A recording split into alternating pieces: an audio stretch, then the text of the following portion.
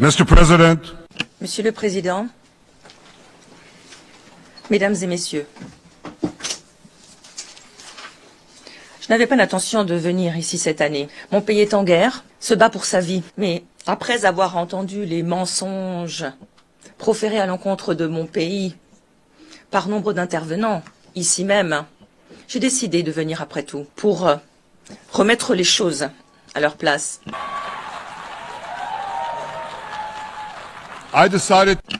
J'ai décidé de venir pour parler au nom de mon peuple, pour parler au nom de mon pays, pour parler au nom de la vérité.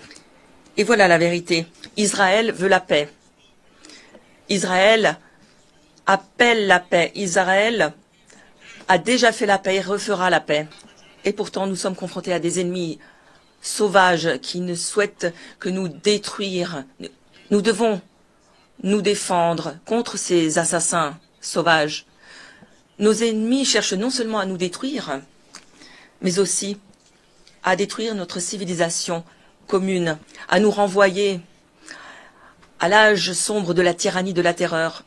Lorsque j'ai pris la parole ici même l'année dernière, j'avais dit que nous étions confrontés au sempiternel choix, comme Moïse avec Israël il y a des milliers d'années. Alors que nous allions pénétrer la terre promise, Moïse nous a dit que nos actes détermineront ce que nous laisserons aux générations futures, une bénédiction ou une tragédie. Aujourd'hui, nous sommes confrontés à ce choix, une réconciliation historique entre Juifs et Arabes ou le sort que nous réserve l'Iran. Après cette allocution, cette bénédiction dont j'avais parlé a pris tout son sens. Accord de normalisation entre l'Arabie saoudite et Israël, qui semblait plus proche que jamais. Mais ensuite est advenu le 7 octobre. Des milliers de terroristes soutenus par le Hamas sont entrés en Israël sur des pick-up, sur des motos. Ils ont commis des atrocités inimaginables, assassinant sauvagement 1200 personnes, violant, mutilant des femmes, coupant la tête à des hommes, brûlant des bébés en vie, des familles, des enfants, des grands-parents, des familles tout entières, dans des scènes dignes de l'Holocauste nazi. Le Hamas a enlevé 251 personnes de dizaines de pays différents, les entraînant dans des tunnels à Gaza. 154 de ces otages sont rentrés, dont 117 en vie. Je tiens à vous assurer d'une chose. Nous ne baisserons pas les bras tant que les autres otages ne seront pas rentrés. Certains des membres de leur famille sont parmi nous aujourd'hui. Je leur demanderai de se lever. Nous avons Elie Stevie avec nous, dont le fil Edan a été enlevé lors d'un festival de musique.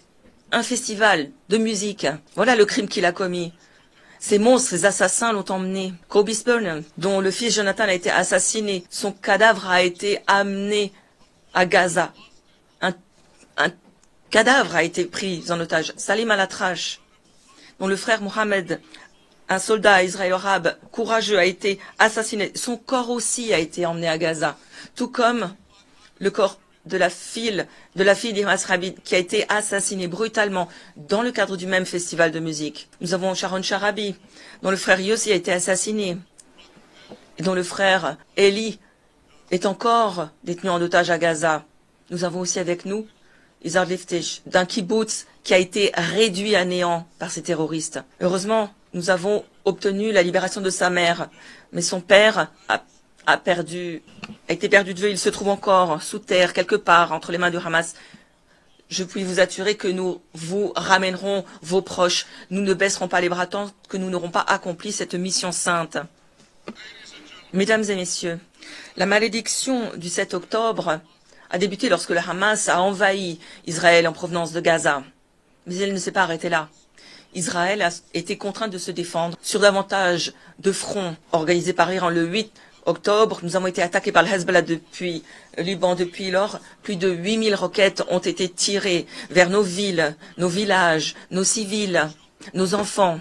2 semaines plus tard, les Houthis soutenus par l'Iran au Yémen lançaient des drones et des missiles vers Israël. La première de ces 250 attaques, la dernière remonta hier à Tel Aviv. Des milices en Irak ont visé Israël à des milliers de reprises au cours de l'année écoulée.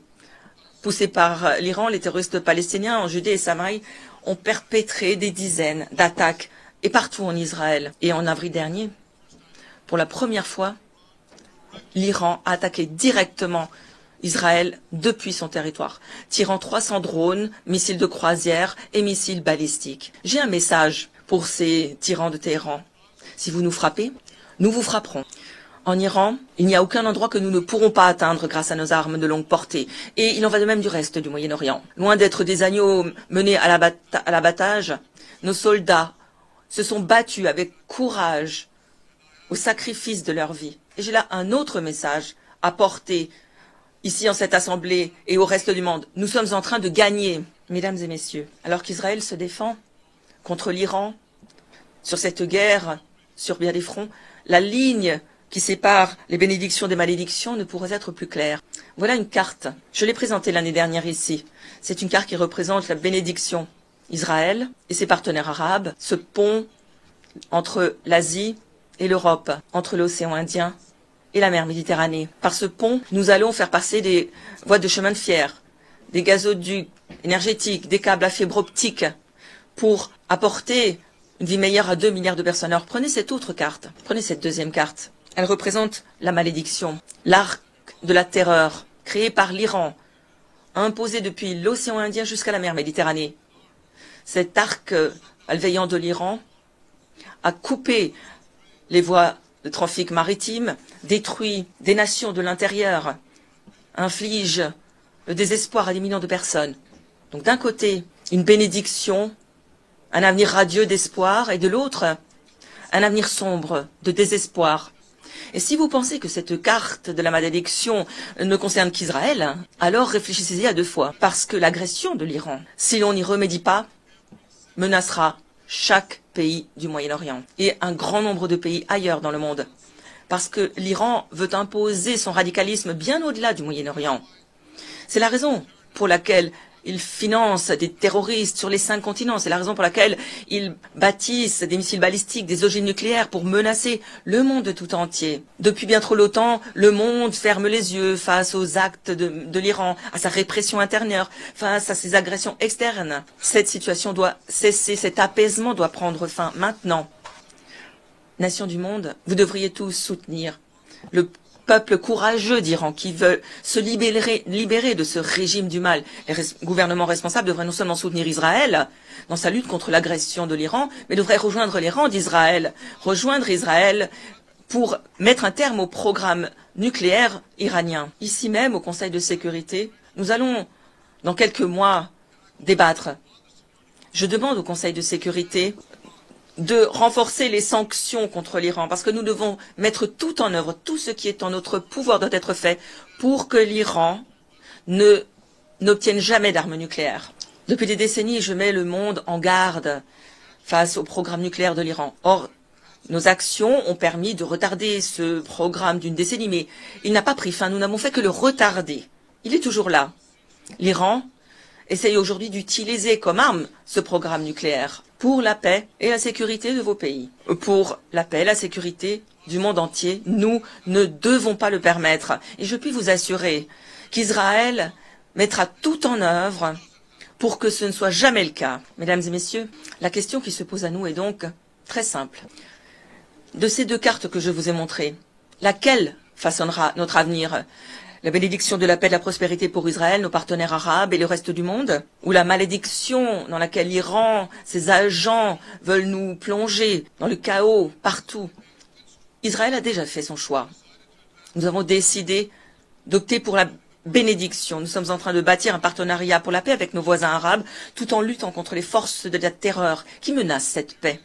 Depuis près d'1 année, les hommes et femmes courageux des forces de défense israéliennes répriment systématiquement l'armée du terreur du Hamas qui dominait Gaza. Le 7 octobre, jour de l'invasion d'Israël, cette armée de la terreur comptait plusieurs milliers de terroristes, avec quelques 15 000 roquettes, 350 000 terratones, un réseau souterrain plus vaste que le métro de New York qu'ils utilisaient pour semer le chaos sous terre et sur terre 1 année plus tard. Les forces de défense israéliennes ont tué ou capturé plus de la moitié de ces terroristes. détruisant plus de 90% de leur arsenal de roquettes, éliminant des pans importants de ce réseau de tunnels souterrains. Des opérations militaires importantes ont été menées pour cela. Et dans le cadre de ces opérations, nous avons détruit près de la moitié, je me reprends, près de la totalité des bataillons de la terreur du Hamas. 23 sur 24. Pour parachever cette victoire, aujourd'hui, nous mettons l'accent sur les capacités de combat qui restent au Hamas. Nous tuons les commandants restants, détruisons les infrastructures terroristes encore en place. Et tout cela, je le répète, en gardant à l'esprit notre mission sacrée, ramener les otages à la maison. Nous ne cesserons pas tant que cette mission ne sera pas accomplie. Mesdames et messieurs, même avec le Hamas, dont les capacités militaires ont été considérablement réduites, les terroristes continuent d'exercer un certain pouvoir au Gaza, en volant la nourriture que nous avons permis d'acheminer à Gaza. Le Hamas vole ses denrées alimentaires, fait flamber les prix, se remplit les poches grâce à l'argent pris à sa population par extorsion. Il vole cette nourriture, puis la revendent à des prix exorbitants. Voilà comment ils se maintiennent au pouvoir. Cela aussi doit prendre fin. Et nous nous y efforçons. La raison est simple. Si le Hamas reste au pouvoir, il va resserrer ses forces, se réarmer, attaquer Israël encore et encore, comme il a promis de le faire. Donc le Hamas doit disparaître. Imaginez un instant. Pour ceux qui disent le Hamas doit rester, il doit faire partie du Gaza d'après la guerre. Imaginez cela. Imaginez si après la Seconde Guerre mondiale, on avait permis aux nazis, vaincus en 1945, de rebâtir l'Allemagne. C'est inconcevable, c'est ridicule. Ça ne s'est pas passé à l'époque, ça ne va pas se passer maintenant. C'est la raison pour laquelle Israël rejettera toute possibilité d'offrir une place au Hamas de l'après-guerre. Ce que nous voulons, c'est la démilitarisation, la déradicalisation de Gaza. Ce n'est qu'alors que nous pourrons faire en sorte que ces combats soient les derniers. Nous sommes prêts à travailler avec les partenaires de la région et d'autres pour appuyer une administration civile locale de Gaza engagée en faveur d'une cohabitation pacifique. Quant aux otages, j'ai un message à ceux qui les détiennent au Hamas. Laissez-les rentrer, laissez-les partir, tous, toutes. Ceux qui sont en vie aujourd'hui doivent être restituer à leur famille en vie, et les dépouilles de ceux que vous avez tués avec brutalité doivent être restituées aux familles. Ces familles qui sont avec nous ici aujourd'hui et d'autres en Israël méritent de donner une sépulture digne à leurs êtres chers, un lieu où ils pourront se souvenir de ces victimes et les pleurer. Mesdames et messieurs, cette guerre peut prendre fin dès maintenant. Il suffit pour cela que le Hamas se rende, dépose les armes et libère tous les otages. Dans le cas contraire, nous poursuivrons la lutte jusqu'à la victoire, une victoire intégrale. Nous n'avons pas d'alternative. Israël doit aussi vaincre le Hezbollah au Liban. Le Hezbollah est l'organisation terroriste par excellence dans le monde aujourd'hui. Le Hezbollah a des tentacules sur tous les continents. Il a assassiné plus d'Américains et plus de Français que tout autre groupe, hormis celui de Ben Laden. Il a assassiné des citoyens de nombre de pays représentés dans cette salle. Et il a attaqué Israël de manière perverse depuis 20 ans. Et au cours de l'année écoulée, sans aucune provocation. Au lendemain du massacre du Hamas, du 7 octobre, le Hezbollah a commencé à attaquer Israël, contraignant plus de 60 000 Israéliens à quitter leur maison, devenant réfugiés sur leur propre terre. Le Hezbollah a transformé des villes dynamiques du nord d'Israël en des villes fantômes. Donc j'aimerais vous demander d'y réfléchir. Imaginez si l'on prenait les États-Unis, si les terroristes transformaient El Paso à San Diego en une ville fantôme. Posez-vous la question. Combien de temps faudrait-il au gouvernement américain pour réagir? Combien de temps tolérerait-il la situation? Une semaine? Une journée? Un mois? Je doute qu'il ne le tolérerait ne serait-ce qu'une journée. Et pourtant, Israël tolère l'intolérable depuis près d'une année. Eh bien, je suis ici pour vous dire, il suffit.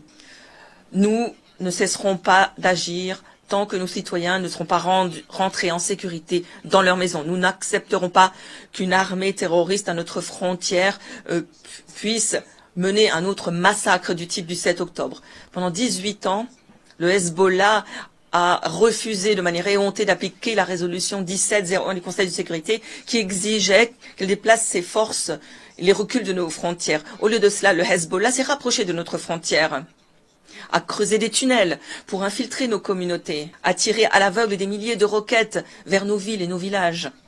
Ils ont tiré ces roquettes, ont lancé ces missiles, non pas depuis des bases militaires, non, oui, ils le font bien sûr, mais ils les ont tirés, ces roquettes, ces missiles, à partir d'écoles, d'hôpitaux, d'appartements, dans les maisons privées des citoyens du Liban, menaçant leur propre population. Ils ont mis des missiles dans chaque cuisine, des roquettes dans chaque garage. J'ai dit au peuple du Liban cette semaine, sortez de ce piège de la mort dans lequel vous a mis le Hezbollah. Ne laissez pas plonger dans l'abysse. Nous ne sommes pas en guerre avec vous, nous sommes en guerre avec le Hezbollah qui a pris votre pays en otage et menace de détruire le mien. Tant que le Hezbollah choisira le chemin de la guerre, Israël n'aura d'autre choix. Et Israël a pleinement le droit de se débarrasser de cette menace pour permettre à ses citoyens de rentrer chez eux en toute sécurité. Et c'est exactement ce que nous faisons. Cette semaine encore, les forces israéliennes ont détruit une partie importante des roquettes de Hezbollah financées avec l'aide de l'Iran depuis 30 ans. Nous avons éliminé des commandants qui avaient sur leurs mains du sang israélien, américain, français. Et puis, nous avons éliminé leurs remplaçants. Et les remplaçants de leurs remplaçants, et nous continuerons d'éliminer le Hezbollah tant que tous nos objectifs n'auront pas été atteints. Mesdames et messieurs, nous nous sommes engagés à balayer cette malédiction du terrorisme qui menace toute société civilisée. Mais pour réaliser la bénédiction d'un nouveau Moyen-Orient, nous devons poursuivre sur le chemin que nous avons tracé avec les accords d'Abraham il y a 4 ans. Ce qui signifie avant tout parvenir à un accord de paix historique entre Israël et l'Arabie Saoudite. Ayant été témoin des bénédictions que nous avons déjà apportées avec les accords d'Abraham, les millions d'Israéliens qui ont pu faire l'aller-retour au travers de la péninsule arabique, volant au-dessus de l'Arabie Saoudite, des pays du Golfe, le commerce, le tourisme, les co-entreprises, la paix, je vous le dis. Cette paix avec l'Arabie Saoudite serait source de bénédictions remarquables. Elle doperait la sécurité, l'économie de nos deux pays. Elle doperait le tourisme, le commerce dans toute la région. Elle contribuerait à transformer le Moyen-Orient, à en faire un nouveau pôle d'activité. Nos pays pourraient coopérer dans le domaine de l'énergie, de l'eau, de l'agriculture, de l'intelligence artificielle et dans bien d'autres domaines. Une telle paix, j'en suis certain, serait un moment charnière pour l'histoire. Elle permettrait de faire advenir une réconciliation historique entre le monde arabe et Israël, entre l'islam et le judaïsme, entre la Mecque et Jérusalem. Si Israël s'est engagé à faire cette paix, l'Iran et ses terroristes se sont engagés à nous mettre des bâtons dans les roues. C'est la raison pour laquelle le meilleur moyen de contrer le dessein délétère de l'Iran est de faire cette paix. Une paix qui serait le socle d'une alliance type Abraham, plus vaste encore, qui engloberait les partenaires de paix arabes, l'Arabie Saoudite, les États-Unis et tous ceux qui choisissent la bénédiction de la paix. Elle permettrait de faire avancer la sécurité et la prospérité partout au Moyen-Orient, d'offrir au reste du monde aussi bien des avantages avec l'appui et sous la l'aide des États-Unis. Je pense que cette vision peut se concrétiser et bien plus tôt que l'on le pense. En tant que Premier ministre d'Israël, je ferai tout ce qui est en mon pouvoir pour que cet objectif soit atteint. Il s'agit d'une opportunité que nous ne devons pas laisser passer. Mesdames et messieurs, Israël a fait son choix. Nous voulons aller de l'avant vers une ère radieuse de paix et de prospérité. L'Iran et ses agents ont fait leur propre choix. Ils veulent revenir à l'ère de la terreur, de la guerre, à l'ère des ténèbres. J'ai maintenant une question à vous poser. Je vous adresse cette question à vous. Quel est le choix que vous allez faire? Est-ce que vos nations seront aux côtés d'Israël, du côté de la démocratie et de la paix? Ou allez-vous être du côté de l'Iran, une dictature brutale qui assujettit son propre peuple, exporte le terrorisme partout dans le monde? Dans le cadre de cette bataille entre le bien et le mal, nous ne devons pas nous leurrer. Lorsque vous êtes aux côtés d'Israël, vous êtes du côté de vos valeurs. Vous défendez vos propres intérêts. Oui, nous nous défendons, mais nous défendons aussi vos pays contre un ennemi commun qui, au travers de la violence du terrorisme, veut détruire notre mode de vie. Donc nous ne devrions pas nous y tromper. Malheureusement, d'aucuns se trompent dans bien des pays. Et dans cette assemblée même, comme je viens de l'entendre, le bien est présenté comme le mal le mal est présenté comme le bien. Nous constatons une légère confusion lorsque Israël est accusé à tort de génocide alors que nous faisons que nous défendre contre des ennemis qui essaient de commettre un génocide à l'encontre de notre peuple. Nous le voyons aussi lorsque Israël est accusé de manière absurde par le procureur de la CPI d'affamer délibérément les Palestiniens à Gaza. Quelle absurdité! Nous avons contribué à acheminer 700 000 tonnes de denrées alimentaires à Gaza. Plus de 3000 calories par jour pour chaque femme, homme et enfant de Gaza. Nous constatons aussi une confusion lorsque on accuse à tort Israël de cibler délibérément les civils. Nous ne voulons qu'aucun civil innocent mort. C'est toujours une tragédie. C'est la raison pour laquelle nous faisons tout pour minimiser les victimes civiles. Même lorsque nos ennemis les utilisent comme boucliers humains, aucune armée n'a fait ce qu'Israël fait. Afin de réduire au minimum les victimes civiles. Nous envoyons des messages, des textos, nous appelons pour faire en sorte que les civils palestiniens se mettent à l'abri.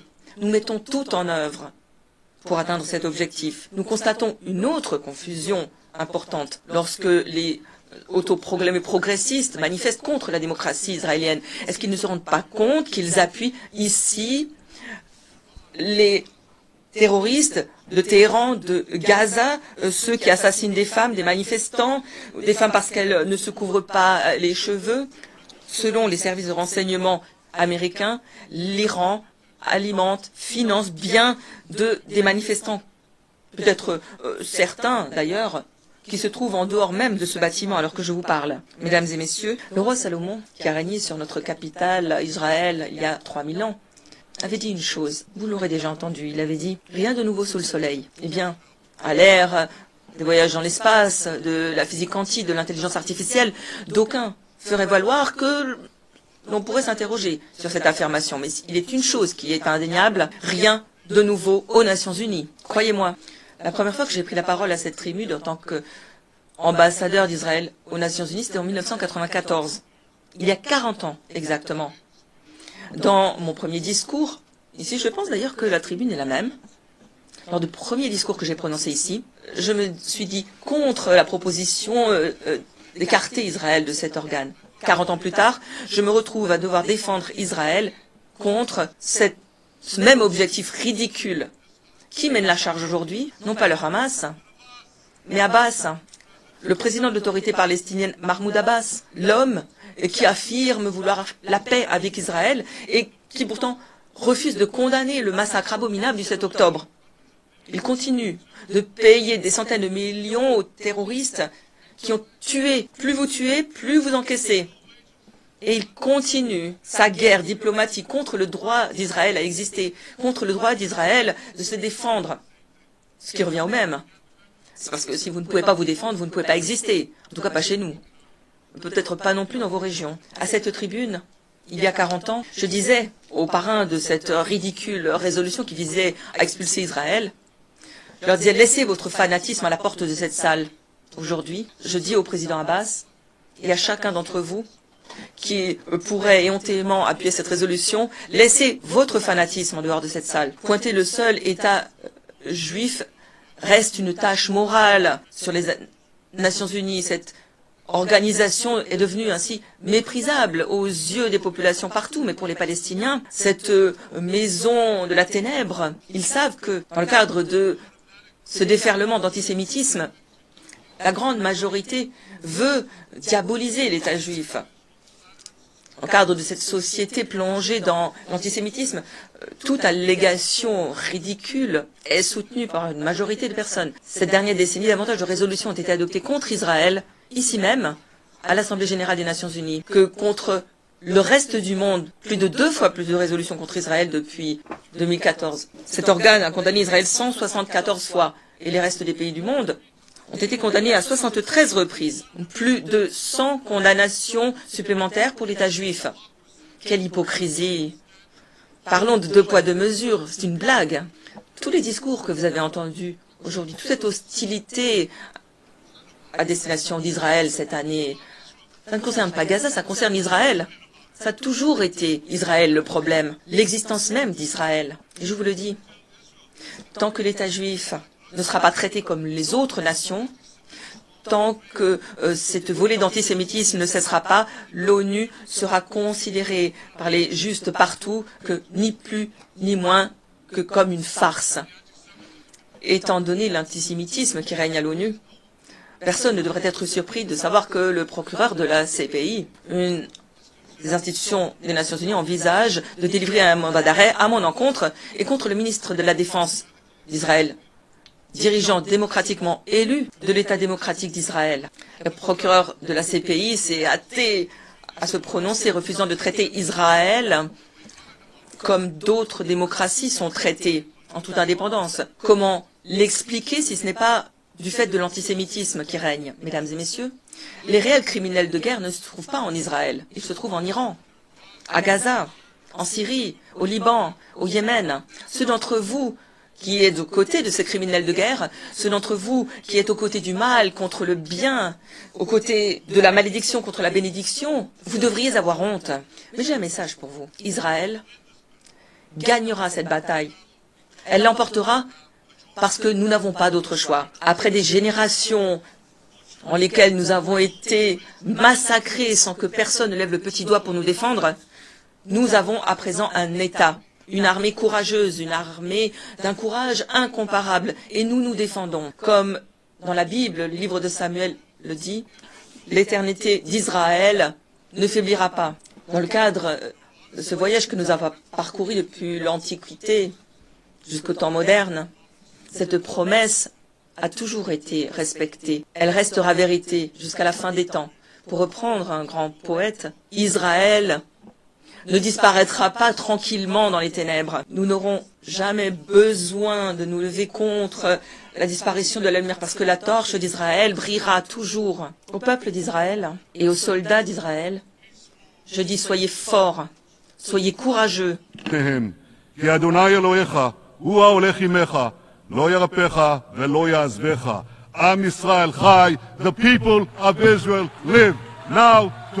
Le peuple d'Israël vit aujourd'hui, demain et vivra à jamais. Merci.